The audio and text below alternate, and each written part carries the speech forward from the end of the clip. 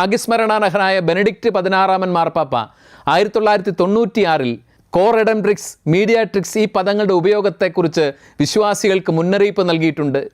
അതുപോലെ തന്നെ ഫ്രാൻസിസ് മാർപ്പാപ്പയും ഈ പദങ്ങൾ ഉപയോഗിക്കേണ്ടതില്ല എന്നുള്ള കൃത്യമായ മുന്നറിയിപ്പുകൾ സഭയിൽ നൽകിയിട്ടുണ്ട്. ഇതിൻ്റെ എല്ലാം വെളിച്ചത്തിലാണ് സഭ കൃത്യമായ പഠനങ്ങൾക്കും വിശുദ്ധ ഗ്രന്ഥത്തെയും സഭാപിതാക്കന്മാരുടെയും പഠനങ്ങളെ പരിശോധിക്കുകയും ചെയ്തതിന് ശേഷം പരിശുദ്ധ കന്യകാമറിയം വിശ്വാസികളുടെ മാതാവെന്നാണ് യഥാർത്ഥത്തിൽ അറിയപ്പെടേണ്ടത്.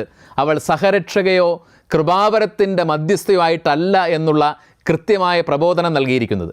ഇത് യഥാർത്ഥത്തിൽ ശരിയായ അർത്ഥത്തിൽ മനസ്സിലാക്കുമ്പോൾ മിശിഹ കേന്ദ്രീകൃതമായ ഒരു ആത്മീയതയിലേക്കാണ് അത് നമ്മളെ നയിക്കുന്നത്. മറിയത്തിലേക്ക് നമ്മൾ നോക്കുമ്പോൾ മിശിഹായിലേക്കുള്ള നമ്മുടെ കാഴ്ചപ്പാടുകളെ ആ നോട്ടം വ്യതിചലിപ്പിക്കാൻ പാടില്ല. മറിയത്തെ മിശിഹായ്ക്ക് തുല്യയാക്കി ഉയർത്തിക്കൊണ്ട് അവിടത്തേക്ക് കൊടുക്കേണ്ട ആരാധനയ്ക്കോ പുകഴ്ചയ്ക്കോ സഭയിൽ കുറവ് വരാൻ പാടില്ല. അതുകൊണ്ട് ശരിയായ മരിയഭക്തിയെ നിർവചിക്കുകയാണ് മറിയം വഴി മിശിഹായിലേക്ക്. അവൾ എല്ലാ തലമുറയിലുമുള്ള ക്രിസ്ത്യാനികൾക്ക് തരുന്നത് മാതൃസഹജമായ ഒരു ശുപാർശയാണ്. മദർലി ഇൻ്റർസെഷൻ എന്നാണ് വത്തിക്കാൻ്റെ രേഖ കൃത്യമായി പഠിപ്പിക്കുന്നത്. അതുപോലെ തന്നെ വിശുദ്ധരുടെ മാധ്യസ്ഥം എന്ന് പറയുന്നതും മീഡിയേഷൻ എന്നുള്ള ഒരു ഇംഗ്ലീഷ് പദവുമായി അതിനെ ബന്ധപ്പെടുത്തുന്നതിന് പകരം ഇൻ്റർസെഷനാണ്. അവർ നമുക്ക് വേണ്ടി ദൈവസന്നിധിയിൽ മാധ്യസ്ഥം അപേക്ഷിക്കുകയാണ്. അവർ മധ്യസ്ഥരല്ല.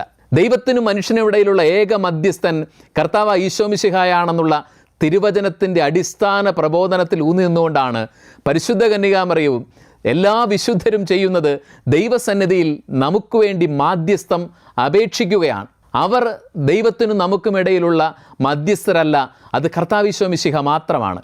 യഥാർത്ഥമായ ഈ ക്രൈസ്തവ ആത്മീയതയിലേക്ക് 21ാം നൂറ്റാണ്ടിലെ വിശ്വാസികളുടെ കണ്ണു തുറപ്പിക്കുന്ന വളരെ പ്രധാനപ്പെട്ട ഒരു രേഖയാണ് മാത്തർ പോപ്പുളി ഫെദേലിസ്. സെക്കുലർ മാധ്യമങ്ങൾ പ്രചരിപ്പിക്കുന്ന പോലെ കത്തോലിക്ക സഭയുടെ വിരുദ്ധരായിട്ടുള്ള ആളുകൾ, സത്യവിശ്വാസത്തിനെതിരായിട്ടുള്ളവർ പ്രചരിപ്പിക്കുന്നത് പോലെ സഭയൊരു തെറ്റുതിരുത്തലല്ല. സഭ തെറ്റിലേക്ക് പോകാതിരിക്കാൻ വിശ്വാസികൾക്ക് കൊടുക്കുന്ന കൃത്യമായ മാർഗനിർദ്ദേശമാണ് ഈ ഒരു പ്രബോധന രേഖ. അതിനെ യഥാർത്ഥ അർത്ഥത്തിൽ മനസ്സിലാക്കുകയും ദൈവമാതാവും നിത്യകന്യകയും അമലോത്ഭവയും സ്വർഗാരോപിതയുമായ പരിശുദ്ധ കന്യകാമറിയത്തോടുള്ള നമ്മുടെ ആത്മബന്ധത്തിൽ നമുക്ക് ആഴപ്പെടുകയും ചെയ്യാം.